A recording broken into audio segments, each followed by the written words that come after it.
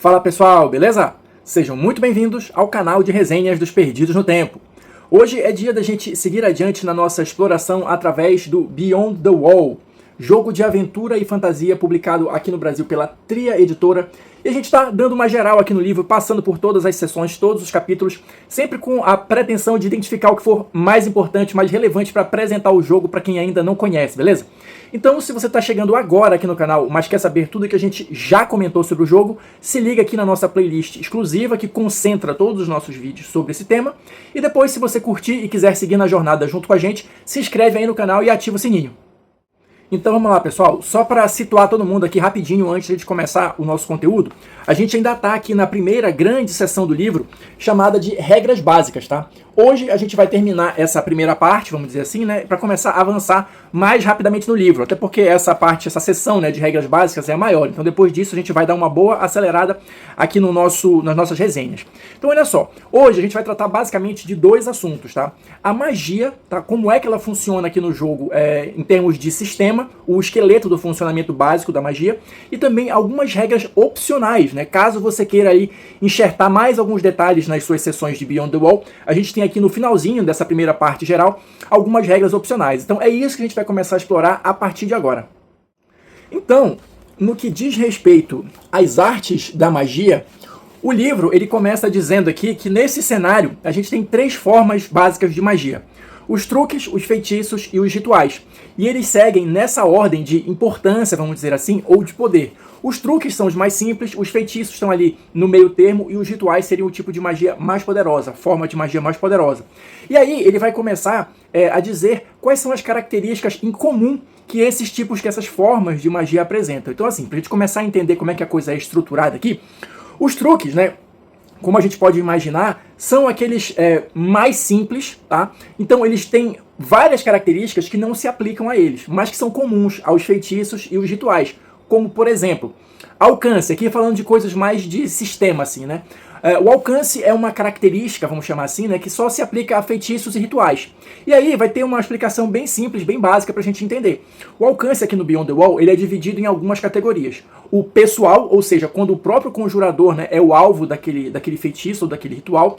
Toque, né, aquilo que ele consegue tocar para realizar, né, o feitiço. Próximo, que o livro estabelece aí em mais ou menos 45 metros de distância, isso seria considerado próximo, e o longo, que aí vai estar na descrição do feitiço específico, do ritual específico, essas distâncias diferenciadas, e o que é considerado nessa distância longa vai estar lá na descrição do feitiço ou do ritual específico, beleza? Outra característica que essas duas formas têm em comum é a questão da duração, que também tem uma variedade de possibilidades. A duração pode ser estabelecida em rodadas, em horas, em dias. Isso vai estar também especificado na descrição do feitiço ou do ritual. E por fim, a última característica que elas têm em conjunto é a questão do salvamento, ou seja, as jogadas de resistência, os saves, né? Então, de novo, cada descrição de feitiço ou de ritual vai trazer ali se permite ou não uma jogada de resistência. E se tiver algum detalhe específico em relação a isso, vai estar na descrição da magia. Então, de uma maneira geral, os feitiços e os rituais, que são as formas de magia mais poderosas, vão ter em comum essas três características, tá? O alcance, a duração e o salvamento. A maioria delas vai estar descrita ali na apresentação de cada um dos feitiços ou dos rituais, mas só para vocês terem uma ideia do que está presente aqui no arcabouço, né, do funcionamento da magia aqui no sistema. Agora que a gente já falou as características em comum, né, divididas pelos feitiços e pelos rituais, vamos falar especificamente de cada uma das formas de magia e as suas particularidades, né? Então, começando aqui pelos truques e depois avançando também para os feitiços e rituais. Eu vou começar lendo um trechinho aqui do livro, olha só, referente aos truques. Truques mágicos não possuem todas essas características, essas que eu acabei de comentar, o alcance, duração e o salvamento. Por quê? É pressuposto que eles sempre possuem um alcance próximo, ou seja, tá uma primeira limitação aqui para os truques, o alcance deles sempre vai ser no máximo esse mais ou menos 45 metros aí que o livro coloca, tá? Durações são especiais, vão estar na descrição de cada um dos truques, e sempre permitem aos alvos realizarem uma jogada de salvamento, ou seja, aqui fazendo o raciocínio contrário, se os truques sempre permitem uma jogada de salvamento, a gente já pode inferir que os feitiços e rituais às vezes permitem salvamento e às vezes não, né? Então isso a gente vai vendo aí na descrição de cada um deles, beleza? E geralmente os truques vão precisar ali de um teste de atributo para ver se funciona ou não. Ou seja, de uma maneira geral, segundo o livro coloca aqui pra gente, os truques eles são considerados a forma de magia mais fraca, porém mais flexível e mais perigosa. Perigosa aqui no sentido não de causar mais dano ou de ser mais poderosa. Não, eu acabei de falar que ele é o mais fraco. Mas mais perigosa no sentido de que tem mais possibilidade de dar errado, de sair do controle, alguma coisa nessa linha. Por quê? Também ainda de uma maneira geral, os truques eles apresentam uma variedade de efeitos grande, tá? E algumas coisas ali, você que está conjurando o truque vai decidir ali na hora. De novo, de acordo com a descrição que tiver ali naquele truque específico, tá? Algumas coisas você vai decidir na hora que estiver conjurando ali e tudo mais. Ou seja, ele é considerado como se fosse uma forma de magia meio de improviso, vamos dizer assim. Aquilo que você faz meio de bate-pronto, faz ali no susto e tal. Alguma coisa mais ou menos nessa linha, tá? Vai envolver, como eu falei ainda há pouco, um teste de atributo, tá? Que vai estar de novo, na descrição do truque, mas geralmente ou vai ser um teste de inteligência ou vai ser um teste de sabedoria. O problema, né, o perigo dos truques vai cair aqui na questão da falha. Se você faz o seu teste lá, seja de inteligência ou de sabedoria, e você tem sucesso, beleza, o truque funcionou conforme estiver ali na descrição. O problema é quando você falha. Aí existem algumas possibilidades. Você pode ficar, o que o livro chama aqui de sem energia, você fazendo aquele truque ali, esgotou de uma forma inesperada a sua energia mágica, e aí o que vai acarretar disso em termos de jogo? Além de você não conseguir fazer o truque, qualquer outra magia que você tivesse feito antes, que ainda tivesse em funcionamento, ainda tivesse ativa, vai se encerrar. A sua energia mágica se esgotou inesperadamente. Essa é uma das consequências. Ou a outra, né, que é a mais perigosa, vamos chamar assim, é a sua magia, o seu truque, ele acontece de uma maneira descontrolada, tá? E como é que eu sei se vai ser uma consequência ou outra? O jogador vai escolher isso. Então, quando você falha no teste, você tem a opção de ou ficar sem energia, com essas características, com essas consequências que eu acabei de falar, ou você escolhe que a sua magia vai sair do controle. E só pra gente fechar essa parte aqui dos truques e avançar para os feitiços, você pode estar se perguntando aí, tá, mas como é que é esse sair do controle? Como é que isso se processa na prática? Vou ler um trechinho aqui do livro para vocês, olha só. Caso o jogador decida ter o seu truque mágico descontrolado, então a magia sai terrivelmente errada. O que isso significa? Isto é perigoso porque agora o mestre, o narrador, aquele que está conduzindo ali a trama, pode decidir o que acontece com a magia.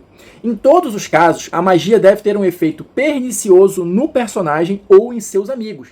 Talvez uma magia de luz escureça uma área logo quando o grupo precisa de luz. Ou então, afeta o próprio mago em vez de afetar inimigos. Aqui, só aquela famosa orientação geral, porque no final das contas quem vai decidir os efeitos é o nosso querido e amado narrador, beleza?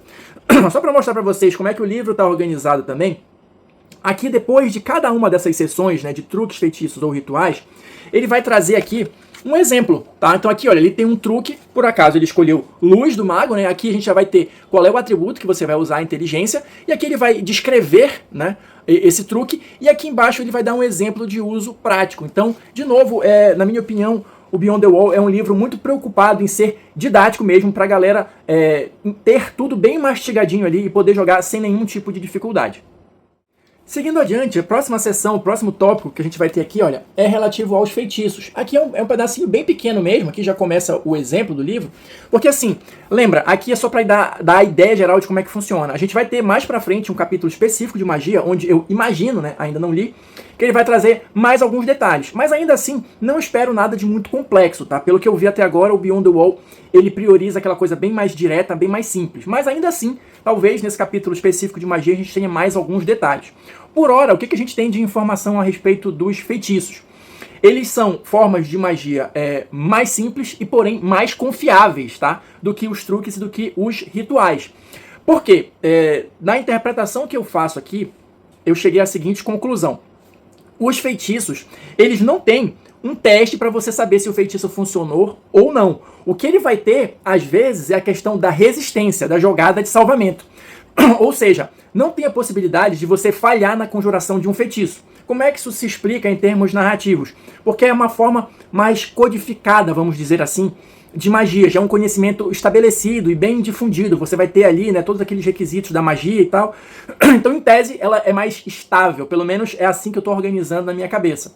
O que mais que a gente destaca aqui por hora em relação aos feitiços? Qual é a quantidade de feitiços que o mago pode ter por dia, pode lançar por dia? É igual ao nível dele. Ou seja, se eu estou fazendo aqui um mago de primeiro nível, eu lanço um feitiço por dia. De segundo nível, 2 feitiços por dia. Mas lembra que no arsenal, né, disponível ali para magos e conjuradores em geral, a gente vai ter essas 3 possibilidades. Ele vai ter uma quantidade X de truques, uma quantidade X de feitiços e uma quantidade de rituais, tá? Então não é só o feitiço que ele tem ali à disposição. Mas em relação a esse particular, o que o livro estabelece é isso. Ele lança um feitiço por dia por nível, tá? Então assim, aqui ele vai trazer, olha, a mesma coisa. Ele vai trazer aqui a descrição de um feitiço como exemplo. E aqui, olha, que está o X da questão na minha interpretação até agora, tá? O salvamento. Sim ou não, se permite ou não uma jogada de salvamento. Então, não existe até o presente momento, na minha interpretação, a possibilidade de eu falhar na conjuração de um feitiço. Por isso que ele é considerado mais confiável. Seguindo adiante, para a gente fechar essa parte de magia, a gente tem, olha, a questão dos rituais aqui. O que a gente tem para comentar, para destacar aqui de interessante? Primeiro, os rituais, eles são a forma mais poderosa de magia e também aquela que leva mais tempo para ser conjurada, questão de horas mesmo. Os rituais, eles são associados com o nível, e isso tem alguns desdobramentos em termos de sistema. Por quê? Primeiro, um mago só pode conjurar rituais de acordo com o seu nível. Então, um mago de primeiro nível só consegue conjurar ritual de primeiro nível. Um ritual de segundo nível está simplesmente além das habilidades daquele mago, pelo menos momentaneamente. Então, ele não vai conseguir conjurar. E o nível também vai indicar para a gente a quantidade de horas que ele vai levar para ser feito. Ou seja, você já pode imaginar aí, como o truque que eu falei lá no início, aquele negócio meio de improviso, meio de bate-pronto, o feitiço é aquele negócio que você consegue utilizar ali no combate com uma certa estratégia. O ritual, ele não vai ser algo para você fazer de improviso. Pelo contrário, talvez ele requeira muito mais estratégia, porque você vai ter que ter horas de preparo anterior ao combate, por exemplo, para ter que preparar esse ritual e para que ele surta efeito no momento desejado. Então, nem sei se tem alguns rituais que sejam específicos para combate, até acredito que não. Deve ter outra finalidade, mas enfim, a gente vai dar alguns exemplos quando chegar no momento apropriado lá do capítulo de magia. Por enquanto, a gente tem que ter só isso em mente. O nível significa a quantidade de horas que eu vou levar para preparar o ritual. Claro, tem ainda a questão dos ingredientes, tá? Que vai estar na descrição de cada um dos rituais. Então, o ritual, o seu preparo, a sua conjuração envolve tempo, né? Fórmulas, né? Alguns rituais mesmo, né? Que você tem que fazer, a receitinha que você vai ter que seguir, e os ingredientes que você vai precisar usar. O ritual eu vejo que ele é como se fosse meio que uma mistura ali, né? Com a questão do truque também. Por que eu digo isso? Porque aqui no exemplo que ele dá, olha, no ritual eu vou fazer um teste de atributo também, olha. Então nesse exemplo que ele dá aqui é o de inteligência. Se eu vou fazer um teste de atributo, existe sempre a possibilidade de eu falhar. E se falhar, o que acontece? A mesma coisa do ritual, do truque, perdão. O ritual, ele vai sair do controle e o narrador vai dizer quais são os efeitos. Aqui ele não fala daquela questão de ficar sem energia. Então, como o ritual é mais poderoso, acredito eu que não tem essa chance, essa colher de chá de você simplesmente ficar sem energia. Não. E digo mais, o ritual vai acontecer. Ele só vai acontecer de uma forma completamente descontrolada e não prevista pelo conjurador. Que quem vai decidir é o narrador. Seguindo adiante, a última informação aqui a respeito de magia, para a gente avançar para as regras opcionais, é a seguinte. O mago iniciante, como é que ele começa? O que ele tem à disposição ali? Então ele vai começar o jogo com 2 truques, 2 feitiços e 1 ritual. Aqui o livro diz que você pode escolher ou combinar isso junto com o narrador, pode sortear, enfim, isso é meio que livre, tá? Aqui no processo de criação de personagem, mas é interessante que faça sentido ali, se você conseguir costurar isso de alguma maneira com o histórico do personagem, fica mais interessante. Mas, regra geral é isso, você vai começar com 2 truques, 2 feitiços e 1 ritual. Depois, você só vai conseguir aumentar a quantidade de feitiços ou de magia disponível, né, através de estudo. Né? Você vai precisar ali de tempo para estudar, para aumentar o seu arsenal de magias disponíveis. Avançando aqui no capítulo, para a gente fechar essa parte das regras gerais, a gente vai ter aqui, olha, o apêndice com algumas regras opcionais, tá? Aqui também, informações bem diretas, bem concisas, para quem quiser utilizar. Então, só para dar uma ideia geral do que a gente vai encontrar aqui, a gente tem primeiro, se você quiser utilizar regras de salvamento simplificadas, né? Jogadas de salvamento simplificadas. A gente mostrou ali naquela tabelinha que tem vários tipos de saves, mas se você quiser simplificar isso e usar o que já é meio clássico, né, de fortitude, reflexo e vontade, tem aqui orientações de como você deve fazer isso. É muito simples, tem esses 3 saves, geralmente cada uma das classes tem um save que ele é melhor e outro 2 que ele é pior, e aqui a gente vai ter a tabela para isso. Tá? Então, todas as classes vão utilizar essa mesma tabela aqui, com o save bom e o save ruim. E aí, de acordo com o nível, isso vai aumentando. É mais ou menos assim que funciona, tá? Não tem muita dificuldade nisso, não. Outra regra opcional que tem aqui são as chamadas criaturas fantásticas. O Beyond the Wall, ele é um jogo de baixa fantasia. Então, tem ali o sobrenatural, tem as criaturas? Tem, mas geralmente você não joga com elas, você joga com humanos. Pelo menos a ideia básica geral é essa. Mas se você quiser, aqui no livro traz algumas opções para você fazer personagens, né? Anões, halflings e elfos. Aqui elfos naquele aspecto mais da fantasia clássica mesmo. Elfos como sendo criaturas nobres, da realeza e tal, essa pegada. Então aqui vai ter um pouquinho de informação sobre cada uma, né, dessas possibilidades, né, dos anões, dos elfos e dos halflings, e algumas características especiais a respeito de cada um deles. Nada que fuja muito assim, né, do que a gente já tem no imaginário da fantasia medieval clássica, mas tem aqui alguns detalhezinhos específicos para cada uma dessas criaturas fantásticas, caso você resolva incorporar isso no seu jogo. E por último, para a gente fechar mesmo o capítulo, o último tópico que ele vai abordar, olha, são personagens multiclasse. Quem já assistiu outras séries aqui do canal, toda vez que tem essa parte de multiclasse, eu digo que eu não sou muito fã, e não sou mesmo, porque geralmente, na minha visão pelo menos, só embola ali, embanana o meio de campo. Aqui, como é que o Beyond the Wall trata dessa questão? Também de uma forma bem simples, tá? Ele dá aqui orientações gerais, não são regras muito pesadas, tá? Para quem quiser jogar com multiclasse. Mas geralmente o que acontece? Você vai escolher as duas classes, né, que você quer ali mesclar, e vai alternar, escolhendo características ou de uma ou de outra. Tá? A ideia geral básica é isso. Ele dá alguns exemplos aqui, pontua algumas situações, tá? Mas basicamente é isso. Você vai escolher as duas classes, vai pegar algumas características de uma, outras características da outra, e quando você for subindo de nível, você vai alternando o que você vai escolher. E também, por isso que eu digo que é meio enrolado, o próprio livro coloca aqui. Como ele dá só orientações gerais, é importante que tenha sempre a análise do grupo e a vigilância do grupo todo para ver se o negócio não está meio esquisito, não está meio desproporcional ou desbalanceado. Livro mesmo que está dizendo isso, tá? Então faça multiclass pela sua conta e risco. Eu nunca sou muito fã não, mas está aqui. E para fechar, ele vai trazer um exemplo aqui de personagem, tá? Justamente, olha, para dizer mais ou menos como é que, mostrar mais ou menos como é que funciona na prática. Então ele vai trazer aqui o exemplo do nobre elfo, e assim a gente fecha, né, a maior parte aqui do livro, que é justamente o capítulo de regras gerais.